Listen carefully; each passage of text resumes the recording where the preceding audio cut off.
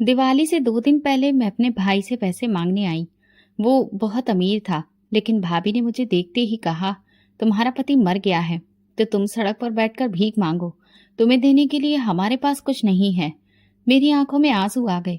मेरा भाई हर महीने गरीबों में लाखों रुपए दान करता था, मगर गरीब बहन को देने के लिए उसके पास कुछ भी नहीं था।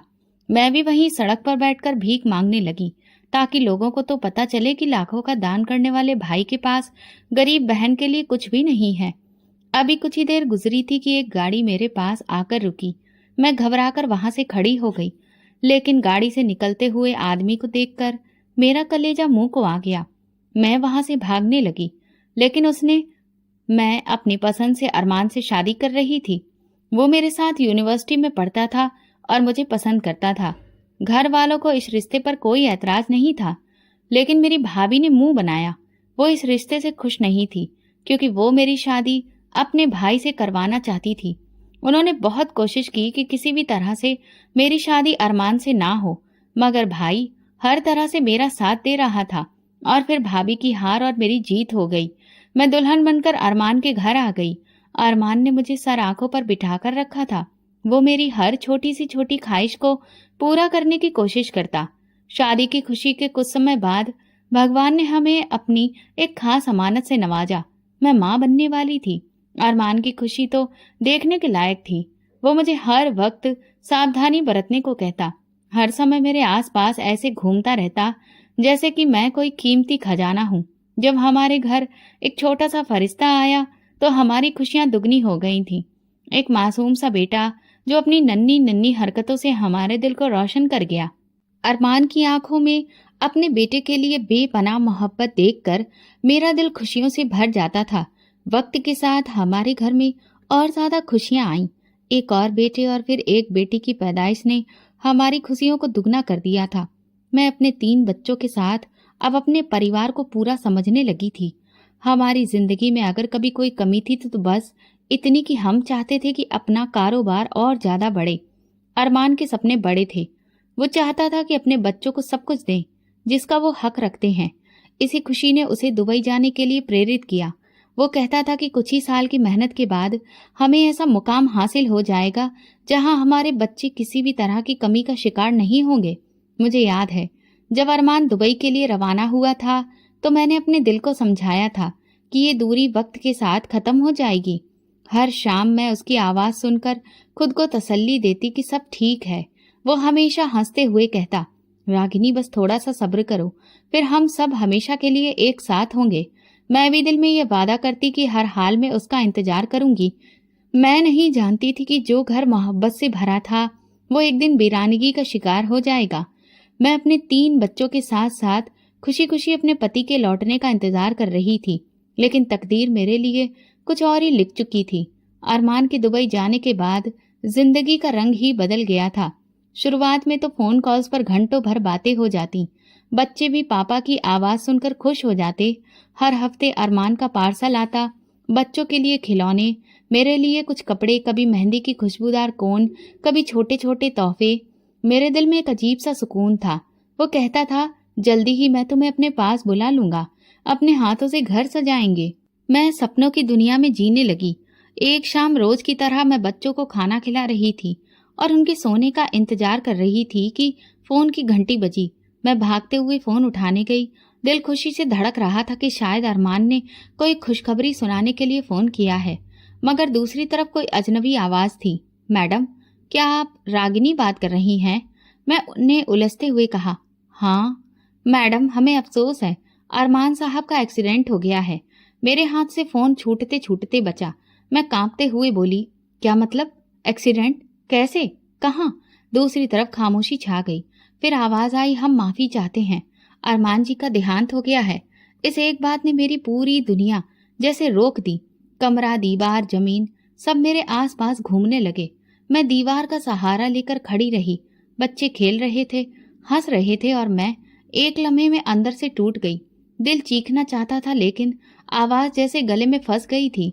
माँ पास में आई तो मैं बस इतना ही कह सकी, माँ, अरमान नहीं रहा, और फिर बेहोश होकर गिर पड़ी। पूरा घर शोक में डूबा था। मोहल्ले की औरतें आ जा रही थीं। मेरे साथ बैठकर अफसोस करती, लेकिन मैं किसी की बात सुनने के काबिल नहीं थी। कुछ दिन इसी हालत में गुजरे। तकरीबन 7 दिन बाद खबर आई कि अरमान की डेड बॉडी अब भारत आ रही है। मैं खुद को संभालने की बहुत कोशिश कर रही थी, मगर अंदर कहीं हलचल थी। मैं दरवाजे पर खड़ी इंतजार करती रही।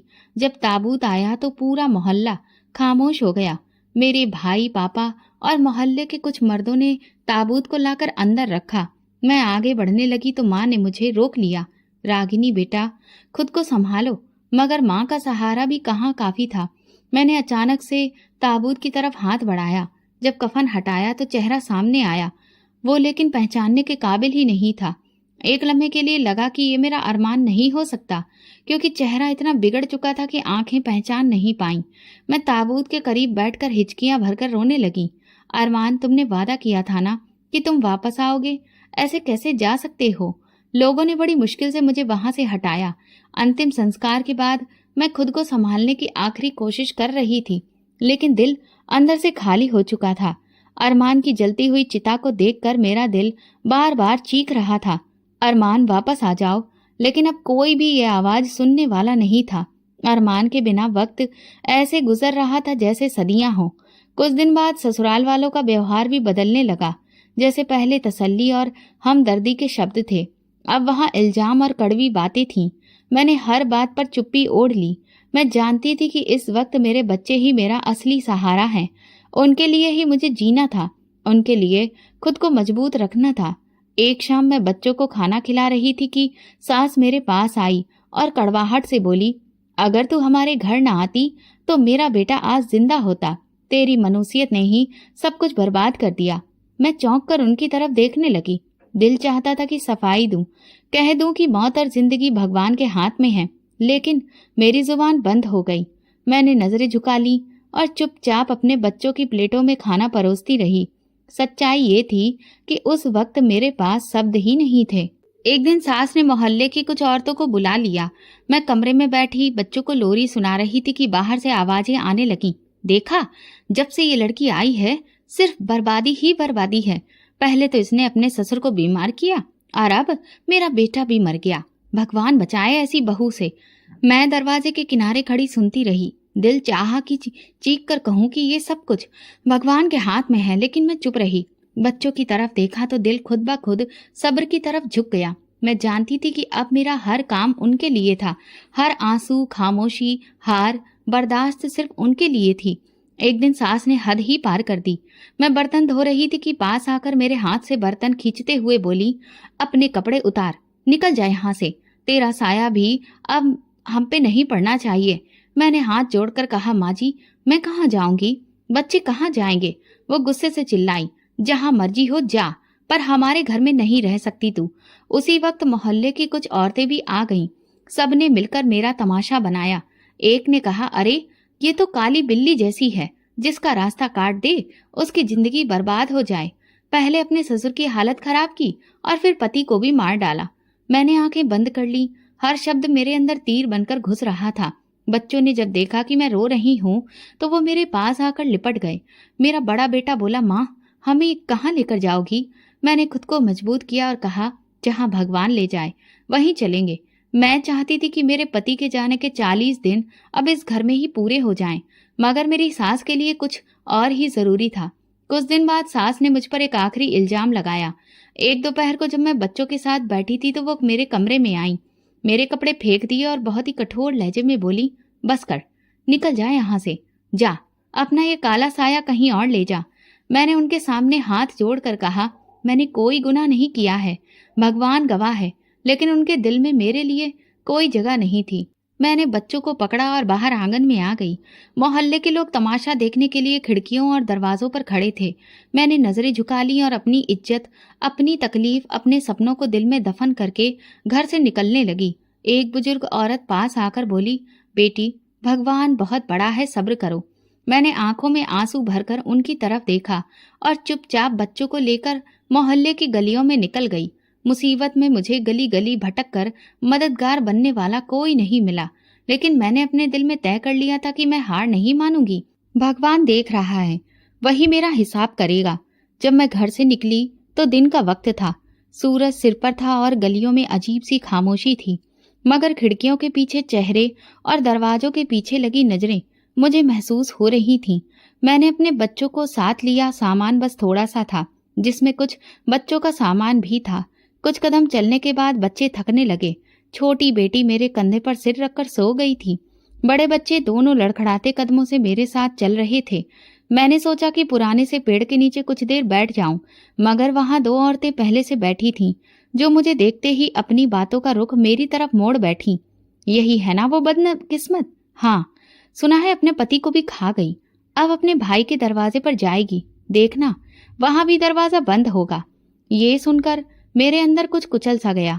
मैंने बच्चों को संभाला और दोबारा चल पड़ी।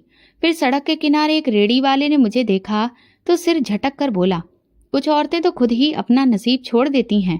मुझे कोई रास्ता नजर नहीं आ रहा था। हर तरफ तमाशा देखने वाले, इल्जाम लगाने वाले थे। एक कोने में एक पुरानी इमारत का साया नजर आया। मैंने सोचा कि कुछ देर वहां रुक जाऊं ताकि बच्चों को पानी पिला सकूं। सामने से एक जानी पहचानी औरत नजर आई, मोहल्ले की लता मौसी, जिसने कभी मेरी मुंह दिखाई में मेरी तारीफों के पुल बांधे थे। मैं उम्मीद से उनकी तरफ देखने लगी।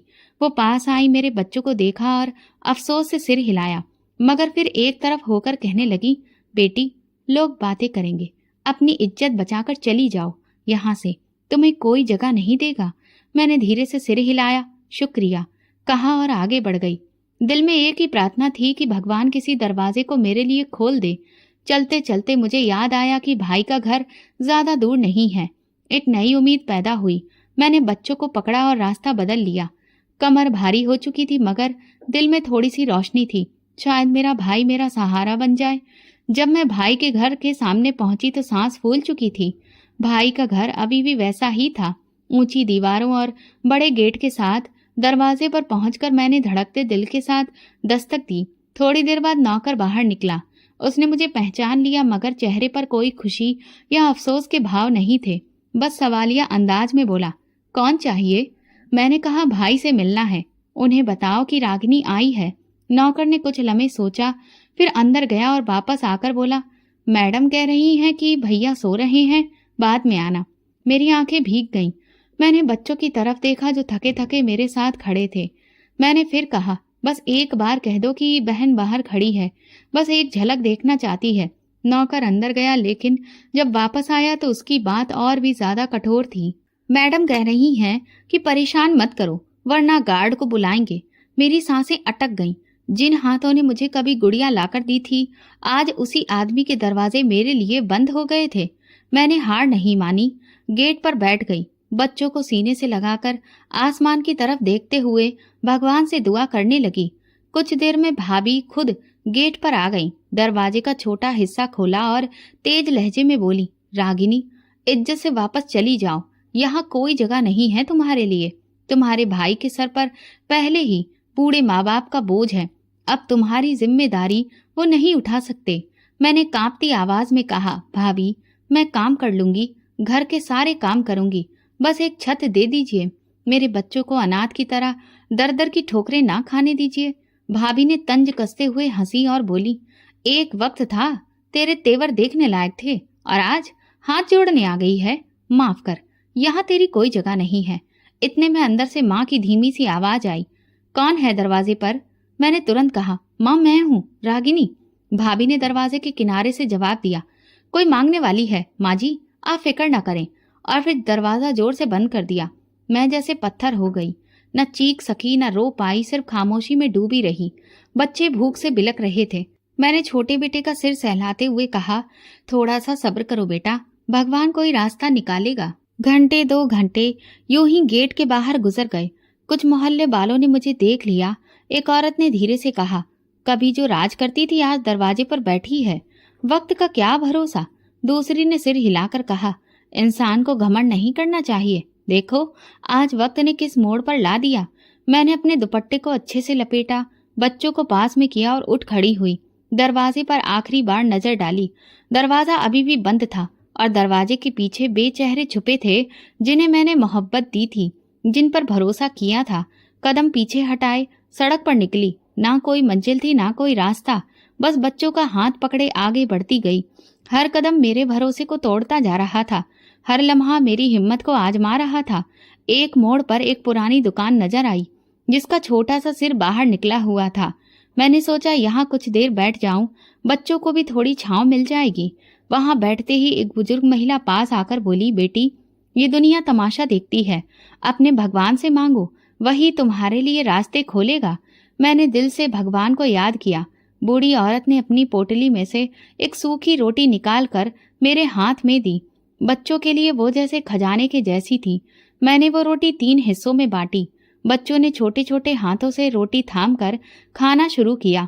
इस लम्हे मुझे लगा कि मैं दुनिया से कोई शिकायत नहीं करनी। शिकायत हो तो उनसे की जाती है जिन पर अपना अधिकार हो, और यहाँ किसी के पास अधिकार नहीं था सिवाय उस भगवान के जिसके दरवाजे पर मैं अब थी। रात होने लगी तो मैंने फैसला किया कि अब किसी पर भरोसा नहीं करना। अपने बच्चों के लिए खुद रास्ता बनाना है, चाहे जितनी ठोकरें खानी पड़े, चाहे जितनी बार जमीन पर गिरना पड़े, अब खुद उठना है। आज मुझे सच्चाई का सबसे कड़वा सबक मिला था। जब वक्त बदलता है, रिश्ते भी, चेहरे भी बदल लेते हैं, और जब तुम्हें सहारा चाहिए होता है, तब तुम्हें एहसास होता है कि जिन्हें तुमने अपनी ताकत समझा, वही तुम्हारी सबसे बड़ी कमजोरी थे। सूरज ढलने लगा था। हवा में एक अजीब सी तेजी आ चुकी थी। मैं अपने तीनों बच्चों को लेकर सड़क के किनारे पड़ी एक पुरानी बेंच के पास आकर बैठ गई। छोटी बेटी मेरे कंधे पर सिर रखकर सो चुकी थी, जबकि दोनों बेटे इधर उधर देखते भूख से बेचैन हो रहे थे। सामने एक छोटा सा ठेले वाला था, जिसके पास पकौड़े और चने बिक रहे थे। तेज खुशबू बच्चों की भूख को और बढ़ा रही थी। छोटे बेटे ने दुपट्टा खींचकर कहा, माँ, भूख लग रही है, खाने को कुछ दो ना। मैंने झुकी नजरों से उसे देखा। उसकी आंखों में उम्मीद की झलक थी, जो मेरे दिल में चुभती चली गई। मेरे पास कुछ सिक्के थे। मैंने हाथ डाला और देखा, बस इतने ही थे कि एक आध चीज खरीदी जा सकती थी। मैंने अपने कदम घसीटकर ठेले वाले के पास जाकर पूछा, भैया, 5 रुपए में क्या मिल सकता है? उसने बड़ी ही गिरी हुई नजर से देखकर बोला, 1 चम्मच चना ले लो और कुछ नहीं। मैंने 5 रुपए उसके हाथ पर रखे और छोटी सी प्लेट में चना लेकर बच्चों के पास आई। बच्चों ने ऐसे लपक कर खाया जैसे महीनों से भूखे हों। मैं खुद को रोक नहीं पाई, मगर खाया नहीं। बच्चों के चेहरे पर जरा सी मुस्कान देखकर दिल को तसल्ली दी। रात गहरी होने लगी, दुकानें बंद होने लगी, लोग अपने घरों को जा रहे थे, और हम वहीं उस बेंच पर बेसहारा बैठे थे। थोड़ी देर बाद एक पुलिस की गाड़ी आकर रुकी। एक सिपाही उतरा, मेरे पास आया और सख्त लहजे में बोला, यहाँ बैठने की इजाजत नहीं है, हटो यहाँ से। मैं घबराई हुई बोली, साहब, रात गुजारने दीजिए, सुबह चले जाएंगे।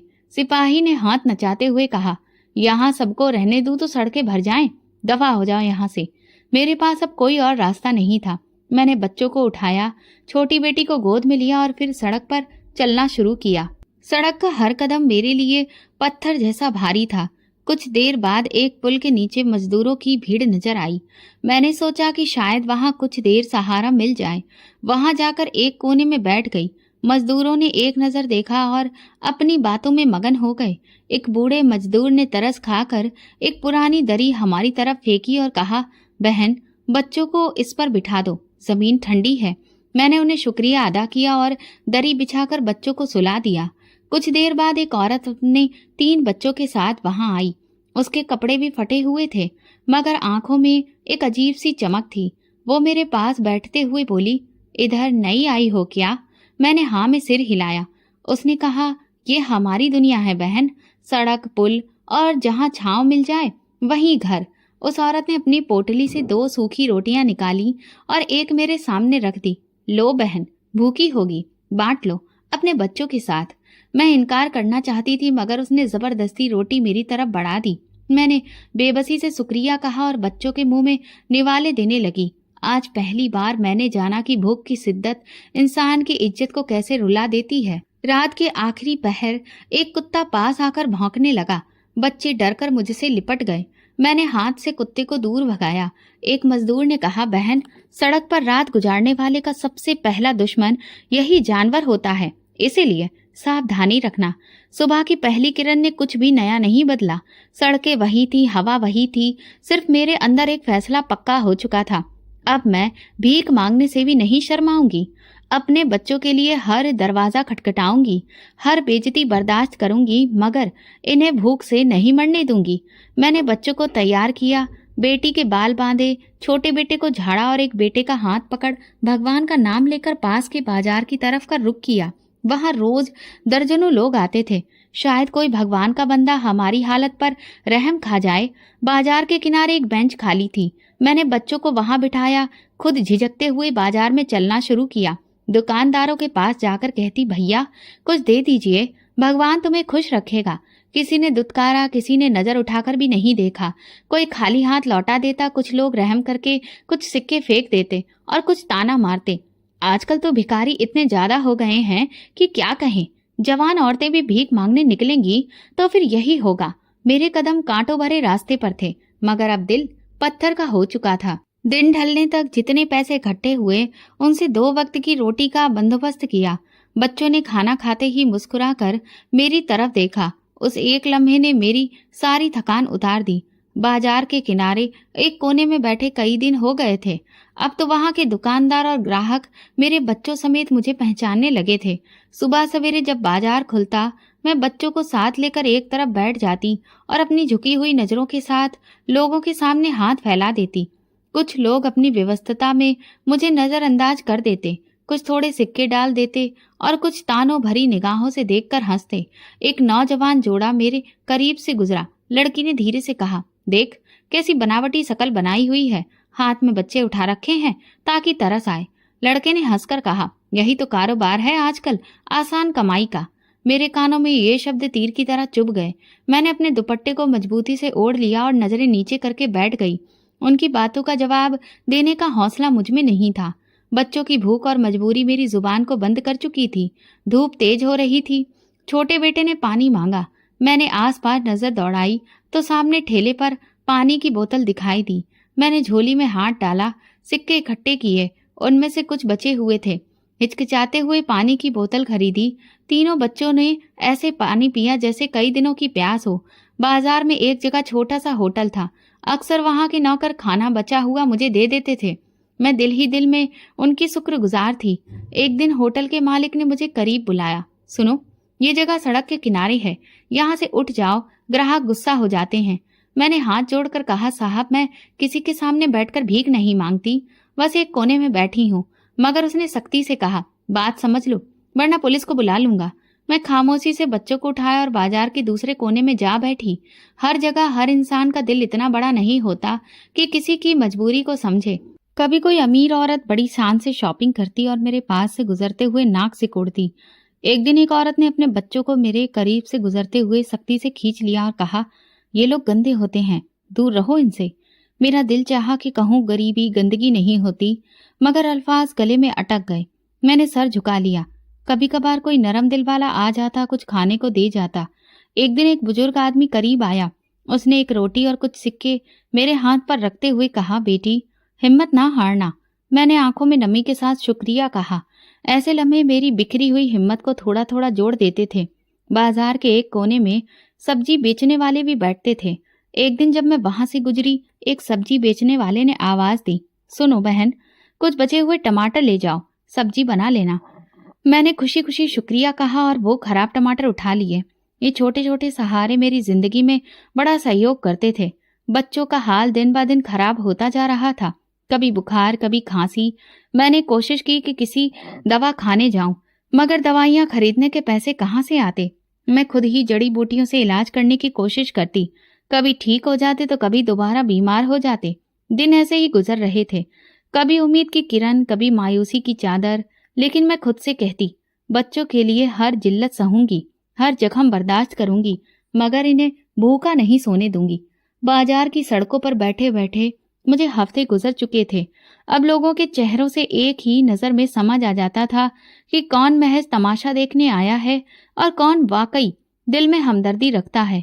मगर फिर भी मैं सुबह से शाम तक इसी उम्मीद में बैठी रहती कि किसी दिन कोई चमत्कार होगा। एक शाम जब बाजार बंद हो चुका था और सड़क पर अंधेरा फैलने लगा था, मैंने बच्चों को संभाला और चल पड़ी। सर्दी बढ़ने लगी थी और खुले आसमान के नीचे रात गुजारना मुश्किल हो रहा था। छोटी बेटी का बुखार बढ़ गया था।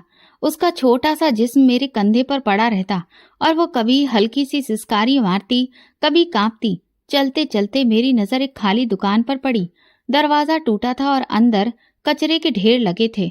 मगर चारों तरफ दीवारें थीं और छत भी। मैंने सोचा कम से कम बारिश और ठंडी हवा से बचाव का इंतजाम हो सकता है। मैंने चादर से कचरे को एक तरफ धकेला। कुछ खाली गत्ते पड़े थे, उन्हें बिछाकर बच्चों को लिटाया। छोटी बेटी को गोद में लेकर सुलाने लगी। दोनों बेटे भी थकान से चूर होकर वहीं एक तरफ सो गए। मैंने अपने फटे हुए दुपट्टे को लपेटकर उनके ऊपर डाल दिया ताकि सर्दी से बचा जा सके। रात भर मैं जागती रही, बेटी का माथा छूती रही। बुखार कम होने का नाम नहीं ले रहा था। ना कोई दवा थी, ना किसी डॉक्टर तक पहुंचने की हिम्मत।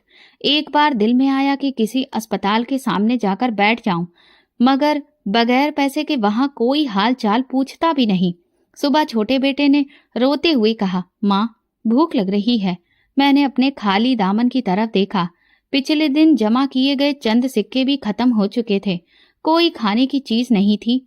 मैंने उसे प्यार से अपने पास लिटाकर कहा, बेटा आज कुछ अच्छा खाने को मिलेगा, वादा है। वादा सिर्फ उम्मीद देने के लिए था, हकीकत से बहुत दूर। दिन निकला तो मैंने फैसला किया कि कुछ ना कुछ काम करना है। मैं बच्चों को वहीं छोड़कर पास के होटल और दुकानों पर काम मांगने चली गई। हर जगह एक ही जवाब मिला, काम वाली चाहिए मगर अच्छी हालत वाली। गंदे कपड़ों में तो कोई अपने घर नहीं बुलाता। मैं खामोशी से लौट आई। दुकान के कोने में बैठकर बच्चों को देखती रही। छोटी बेटी का जिस्म अभी भी तप रहा था।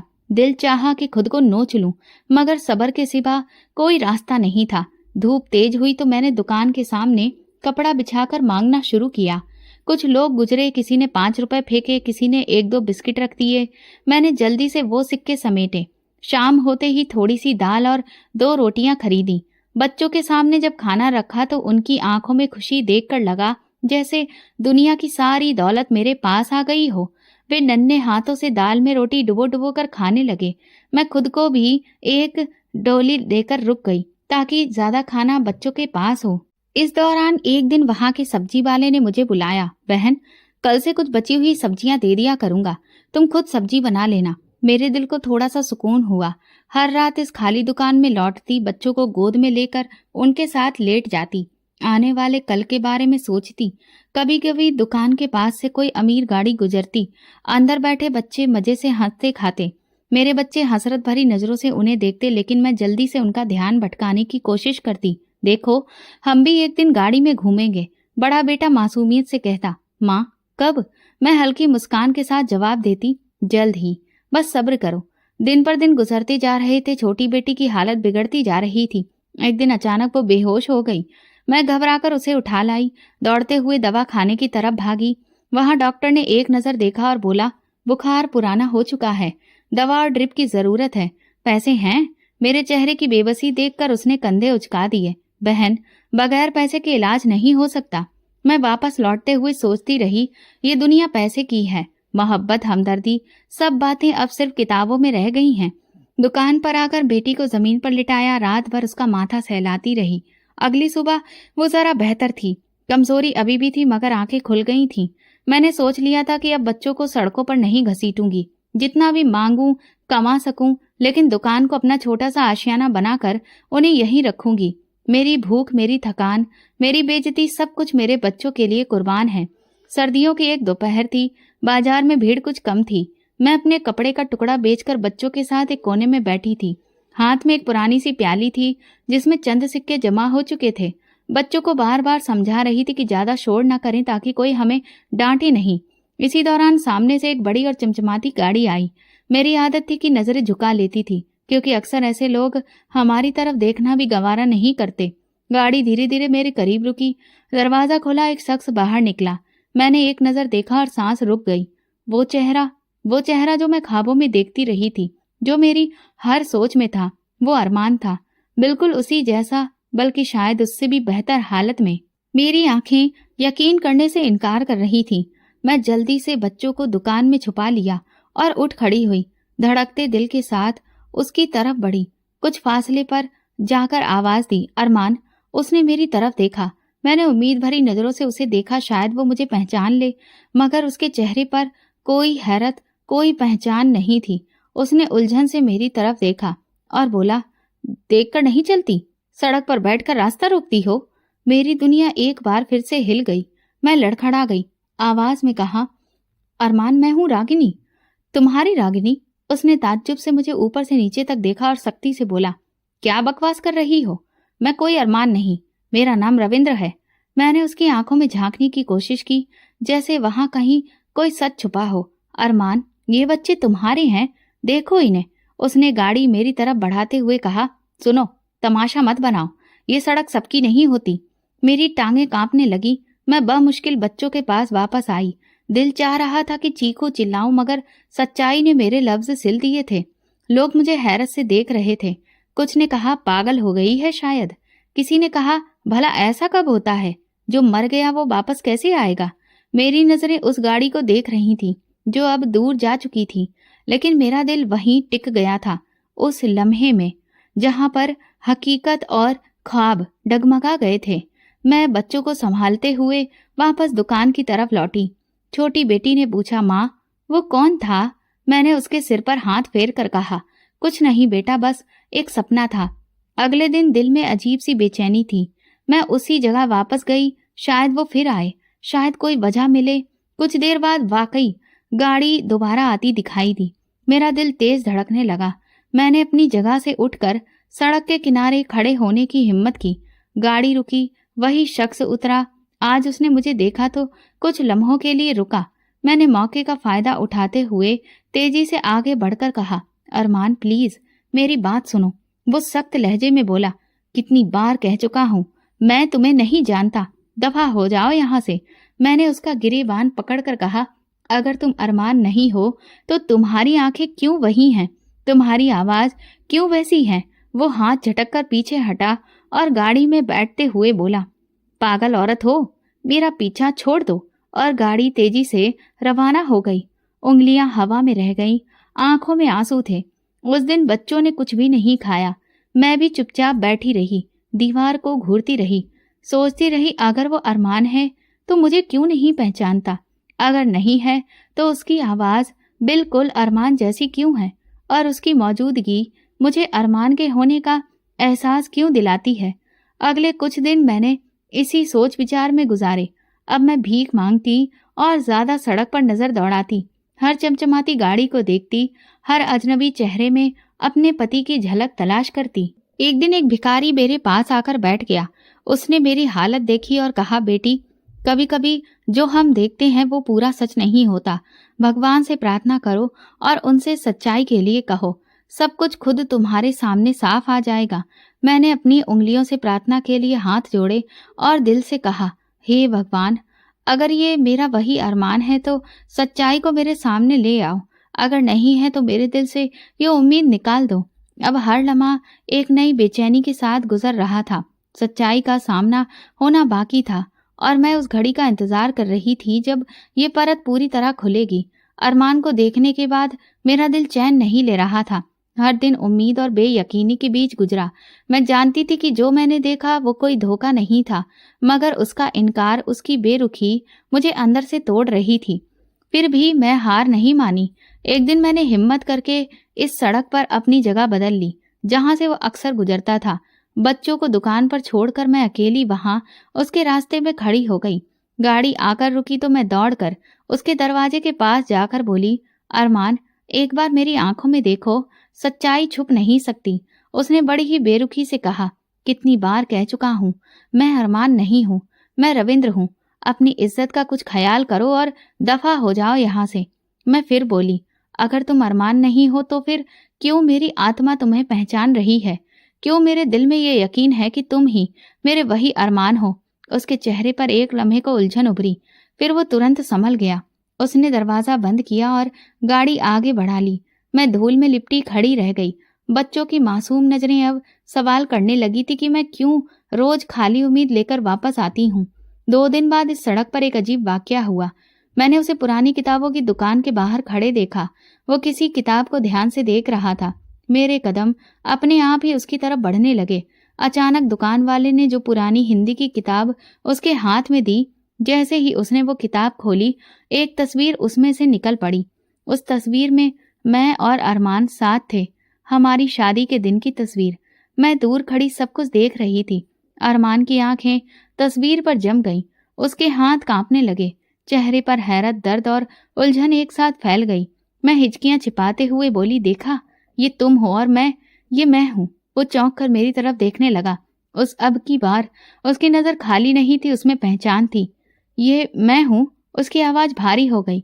हाँ अरमान, तुम मेरे पति हो, तो मेरे बच्चों के बाप हो। वो पीछे हटकर दीवार से टिक गया। उसका चेहरा पसीने से भीग गया। मुझे कुछ याद नहीं आ रहा, पर ये तस्वीर, ये चेहरा। वो बड़बड़ाने लगा। मैं पास जाकर धीरे से बोली, तुम्हें सब याद आ जाएगा, बस आंखें बंद करो, दिल से सुनो। उसने आंखें बंद की और कुछ लम्हे ऐसे गुजरे जैसे दुनिया थम गई हो। फिर उसके होठों पर धीरे धीरे कुछ आवाज आई, रागिनी। मैंने अपने आंसू रोकते हुए कहा, हाँ मैं रागिनी हूँ, तुम्हारी रागिनी। अरमान ने आंखें खोली। अब उसकी आंखों में अजनबीपन नहीं था, पहचान थी। मैं याद कर रहा हूँ, एक हादसा था, खून में लथपथ था मैं। वो बोलते बोलते रुक गया। मैंने धीरे से कहा, हाँ अरमान, तुम दुबई गए थे, वहां हादसा हुआ था। उसने सिर पकड़ लिया। मुझे होश आया तो मैं किसी अजनबी घर में था, एक बड़ा सा बंगला।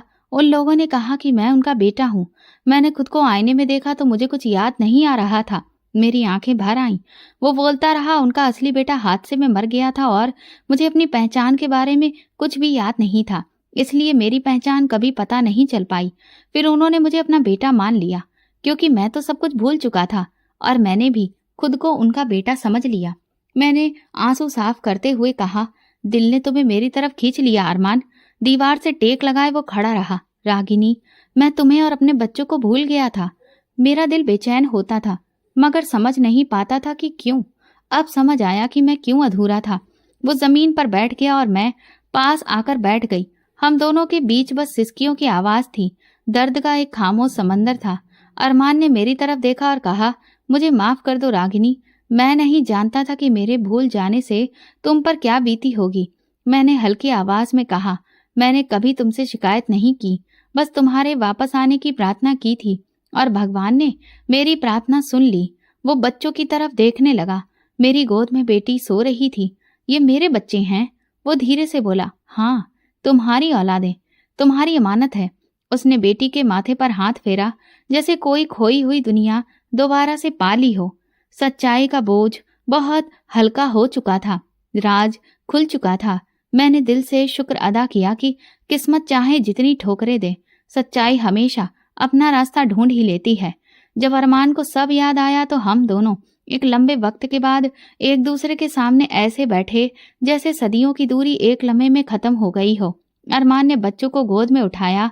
उनके चेहरे देर तक देखता रहा, जैसे हर नैन नक्श को दिल में सुरक्षित कर लेना चाहता हो। फिर मेरी तरफ देखकर बोला, अब तुम्हें ये सड़क पर एक पल भी नहीं बैठना पड़ेगा। उस रात अरमान हमें अपने साथ लेकर एक छोटे से होटल में ठहरा। साफ बिस्तर, गरम खाना, बच्चों के चेहरे पर मुस्कुराहट और दिल में भी यकीन सा सुकून। अरमान रात भर जागता रहा। कभी बच्चों को देखा, कभी मुझसे सवाल करता कि मेरे बिना वो कैसे जिए, और मैं हर सवाल पर खामोशी से आंसू बहाती रही। सुबह होते ही अरमान ने कहा, अब वक्त आ गया है सच्चाई का सामना करने का। मैंने कोई सवाल नहीं किया, बस खामोशी से उसका साथ दिया। गाड़ी में बैठते हुए अरमान ने एक नज़र पीछे दुकान की तरफ डाली जहां मैं अब तक रही थी। रागिनी, मैं ये कर्ज कभी नहीं चुका सकता जो तुमने मेरे बच्चों के लिए चुकाया। मैंने धीरे से कहा, ये कर्ज नहीं, ये मोहब्बत थी। गाड़ी सीधा उस मोहल्ले की तरफ गई जहां मेरा पुराना ससुराल था। रास्ते में अरमान का चेहरा कठोर हो चुका था। दरवाजे पर पहुंचकर उसने बेल बजाई। दरवाजा खुला तो सामने मेरी सास खड़ी थी। उन्होंने अरमान को देखते ही जोर से चीख मारी, अरमान, मेरा बेटा जिंदा है। पूरा घर इकट्ठा हो गया। ससुर लड़खड़ाते कदमों से बाहर आए, हाथ बढ़ाकर कहा, बेटा तू जिंदा है, तू कहाँ था? अरमान ने उसके हाथ नहीं पकड़े। वो 2 कदम पीछे हटा और ठंडे लहजे में बोला, जिस दिन मेरी लाश को बिना पहचाने जला दिया गया, उसी दिन मुझे मार दिया गया था। सास और ससुर एक दूसरे का मुंह देखने लगे। अरमान ने मेरी तरफ इशारा करते हुए कहा, ये वही रागिनी है जिसे तुम लोगों ने मेरी मौत का जिम्मेदार ठहराया। इसके सबसे कमजोर वक्त में इसे घर से निकाल दिया, बच्चों समेत दर दर भटकने पर मजबूर किया। सास आगे बढ़कर रोते हुए बोली, बेटा हम गुस्से में थे, दुख में थे, हमें माफ कर दो। अरमान ने ठंडी सांस लेकर कहा, माफ करना आसान है, भूल जाना मुश्किल। तो हाँ, मैं माफ कर चुका हूँ, मगर रागिनी का दुख, बच्चों की भूख, वो सड़कों पर गुजरे दिन, उन्हें कभी नहीं भूल सकता। पूरा मोहल्ला दरवाजे पर इकट्ठा हो चुका था। हर कोई हैरत से देख रहा था। एक औरत ने धीरे से कहा, देखा कैसे वक्त बदला। दूसरी ने कहा, अधिकार तो रागिनी का ही था। सास ने हाथ जोड़कर कहा, बेटा वापस आ जाओ, घर संभाल लो। अरमान ने सख्ती से कहा, ये घर अब मेरे लिए किसी कब्र से कम नहीं। मैं अपनी रागिनी और बच्चों को दोबारा इस नर्क में नहीं लाऊंगा। हम वहां से निकले तो अगला रास्ता मेरे भाई के घर का था। मैंने डरते डरते कहा, अरमान छोड़ दो, जाने दो। मगर अरमान ने नरमी से कहा, नहीं रागिनी, जो तकलीफ इन लोगों ने दी है उसका सामना जरूरी है। भाई के घर पहुंचे तो दरवाजा खटखटाया। दरवाजा खुला, हमें देखकर भाई दंग रह गया। भाभी पीछे से आई, पहले मुझे देखा फिर अरमान को, और चेहरा सफेद हो गया। अरमान ने कहा, बुलाओ अपने भाई को। फिर भाई बाहर आया, मुझे और बच्चों को देखा, नजरें झुका ली। अरमान ने सख्ती से कहा, जब ये बहन भीख मांग रही थी, सड़कों पर बैठी थी, तब तुमने एक बार भी दरवाजा खोलकर नहीं देखा। आज देख लो, वक्त बदल गया है। भाभी ने रूखे लहजे में कहा, हमें क्या पता था कि तुम जिंदा हो, हम तो अपने आप को मुसीबत से बचा रहे थे।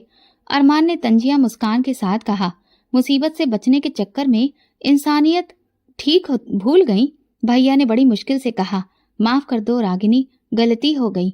मैंने अपनी नजरें झुका ली। अरमान ने मेरा हाथ पकड़कर कहा, रागिनी माफ कर सकती है, मगर जो वक्त गया, जो जख्म लगे, वो कभी नहीं भूल सकते। पूरी गली में बातें हो रही थीं। किसी को यकीन नहीं हो रहा था कि वही रागिनी जो कल तक सड़कों पर थी, आज फिर से सिर उठाकर खड़ी थी।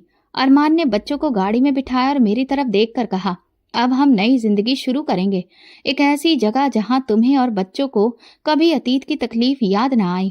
गाड़ी चली। मैंने आखिरी बार उन गलियों को देखा जहां मैंने अपनी जिंदगी की सबसे बड़ी मुश्किलें झेली थी। अब मेरे दिल में कोई नफरत नहीं थी, बस एक थकी हुई खामोशी थी। माफी देना सबसे बड़ी परीक्षा थी, मैं जानती थी, मगर उन जख्मों को भूल जाना आसान नहीं था जो मेरे अपनों ने मुझे दिए थे। नई जिंदगी की शुरुआत आसान नहीं थी, मगर अरमान ने हर मुमकिन कोशिश की कि मुझे और बच्चों को वो वक्त भुला सके जो हमने मुश्किल में गुजारा था। हमने एक साफ सुथरा नया घर लिया, शहर के कच्चे इलाके में। बच्चों के लिए स्कूल का बंदोबस्त किया। मैंने पहली बार जिंदगी में यह महसूस किया कि मेरे सर पर कोई ऐसी छत है जहां से तानों के पत्थर नहीं बरसेंगे। अरमान ने कारोबार को संभाला, दिन रात मेहनत की और अक्सर कहता, रागिनी जो वक्त तुमने गुजारा मैं उसे कभी मिटा नहीं सकता, लेकिन जो वक्त आने वाला है उसे जरूर खूबसूरत बना सकता हूँ। मैंने मुस्कुराकर सर हिलाया। बच्चों की खुशियां मेरी जिंदगी की सबसे बड़ी दौलत बन चुकी थी। हमारे आसपास लोग हमें इज्जत की नजर से देखते थे। अब कोई तानाकशी नहीं होती थी। बाजार में जाते तो लोग सर झुकाकर नमस्ते करते। नए मोहल्ले में हमें इज्जत मिली, सुकून मिला, लेकिन कहीं दिल के किसी कोने में पुराने जख्म अभी भी ताजा थे, जो कभी कभी रात के सन्नाटे में हरे हो जाते थे। एक दिन छोटे बेटे ने स्कूल से आकर कहा, माँ आज मेरी टीचर ने कहा कि हम अपने हीरो पर निबंध लिखेंगे। मैंने कहा कि मेरा हीरो तो मेरी माँ है। मैंने उसे सीने से लगा लिया। उसकी एक बात ने मेरे दिल की सारी थकान उतार दी थी। कभी कभी अकेलेपन में बैठकर मैं अतीत को सोचती थी। वो पल याद आते जब मैं सड़क किनारे बैठी अपने बच्चों को सीने से लगाए आसमान की तरफ देखा करती थी। वो दिन जब मैं भाई के दरवाजे पर खड़ी तड़प रही थी, वो सब कुछ आज भी मेरे अंदर कहीं दफन था। एक दिन अरमान ने कहा, रागिनी क्या तुम कभी उन सबको माफ कर सकोगी जिन्होंने तुम्हें अकेला छोड़ दिया था? मैंने धीरे से जवाब दिया, माफ करना सीख लिया है, मगर भूलना शायद जिंदगी भर नहीं सीख पाऊंगी। फिर कुछ दिन बाद अरमान मुझे और बच्चों को अपने उन मुंह बोले माँ बाप के पास लेकर गया जिन्होंने अरमान की याददाश्त जाने के बाद उसे अपना बेटा मान लिया था। उनसे मिलकर मुझे ऐसा लगा जैसे मेरे सगे सास ससुर तो वही हैं। उन्होंने हमसे गुजारिश की कि हम उनके साथ ही रहें। मेरे बच्चे भी उनसे इतना अपनापन पाकर बहुत खुश हो गए और जिद करने लगे कि हमें यहीं अच्छा लग रहा है। मैं और अरमान ने तुरंत ही फैसला किया कि सच्चे प्यार को कभी भी नजरअंदाज नहीं करना चाहिए, फिर चाहे वो हमें बिना खून के रिश्तों से ही क्यों न मिला हो। वैसे भी असली रिश्ता तो वही होता है जो दिल से माना जाता है, और उन लोगों ने वाकई हमारे लिए दिल से रिश्ता निभाया था। अगले दिन ही हम उनके साथ शिफ्ट हो गए। मेरे बच्चों को अपने सगे दादा दादी से जो प्यार नहीं मिला वो इन लोगों से मिल रहा था। वे लोग भी अपनी दुनिया को हमारे साथ रहकर पूरा मानने लगे थे। अरमान कारोबार में दिन रात मेहनत कर रहा था और हर गुजरा दिन उसे एक नए मुकाम पर पहुंचा रहा था। धीरे धीरे जैसे जैसे समय बीता हमारे पास काफी सारी प्रॉपर्टी और गाड़ियां इकट्ठी होने लगी, क्योंकि अरमान ने अपने एक बिजनेस को कई अलग अलग बिजनेस में फैलाना शुरू कर दिया था।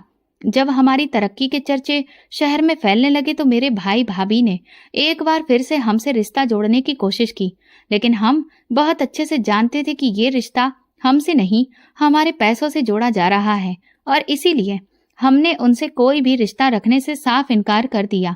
मेरे सास ससुर का भी कई बार फोन आता और वे अपने किए की माफी मांगते, लेकिन अरमान ने उन्हें साफ साफ सुना दिया कि वो कभी भी लौट कर उनके पास नहीं जाएगा। हाँ, लेकिन वो अपनी जिम्मेदारी से बच नहीं रहा था। उसने उनकी पूरी जिम्मेदारी उठाई। घर के खर्चों से लेकर उनकी दवा पानी और बाकी सारी सुविधाओं को उसने अपने कंधों पर लिया। लेकिन बस अगर कुछ नहीं दिया तो वो था अपनापन और प्यार, जो कि अरमान के जाने के बाद उन लोगों ने मुझसे भी छीन लिया था। मेरे मुंह बोले सास ससुर ने अपनी सारी प्रॉपर्टी मेरे बच्चों के नाम कर दी। अब हमारे पास इतनी दौलत थी जिसकी कोई गिनती नहीं थी, लेकिन हम बहुत अच्छे से समझ गए थे कि सबसे बड़ी दौलत होती है अपनों और उनका प्यार का, और इसीलिए हम अपने हर दिन को एक साथ बिताकर और ज्यादा खूबसूरत बनाने की पूरी कोशिश करते थे। हमें अपनों के प्यार की दौलत समझ आ गई थी, लेकिन हमारे अपने अभी भी दौलत के नशे में ही घूम रहे थे और सिर्फ उन्हीं लोगों से रिश्ते जोड़ रहे थे जिनके पास दौलत का खजाना था। शायद इसीलिए उनके अंदर से मोहब्बत बिल्कुल खत्म हो चुकी थी जो वो दूसरों को दे सकें। मैं अपने बच्चों को अपने मुश्किल वक्त की कहानी सुनाती हूँ, इसलिए नहीं कि वे अपने बुरे वक्त को याद करें, बल्कि इसलिए कि वे उससे सबक लें कि इंसान की किस्मत का सिक्का जब पलटता है तो किस तरह से अपने ही मुंह मोड़ लेते हैं। इस कहानी को सुनाते हुए मैं सिर्फ इतना कहती हूँ, कभी भी किसी मजबूर पर जुल्म मत करना। जो आज कमजोर है वो कल ताकतवर भी हो सकता है। जो आज सड़क पर बैठा है कल इज्जत की छत के नीचे सिर उठाकर भी जी सकता है। वक्त कभी एक सा नहीं रहता, हालात बदलते हैं, चेहरे बदलते हैं और सब कुछ बदल जाता है, मगर भगवान हर वक्त देख रहा होता है। मेरी कहानी से ये सबक मिलता है कि मोहब्बत, सब्र और भगवान पर भरोसा इंसान को हर अंधेरे से निकाल सकता है। कभी किसी की मजबूरी को अपनी जीत ना समझो, क्योंकि सच्चाई में सब कुछ भगवान के ही हाथ में होता है और भगवान कभी भी जालिमों को माफ नहीं करता। तो दोस्तों, अगर आपको हमारी कहानी पसंद आई हो तो प्लीज कमेंट करके जरूर बताएं। वीडियो को लाइक करें और ज्यादा से ज्यादा शेयर करें। अगर आप चैनल पर नए हैं तो सब्सक्राइब जरूर करें और नोटिफिकेशन बेल को दबाएं ताकि अगली अपडेट सबसे पहले आपको मिले। धन्यवाद।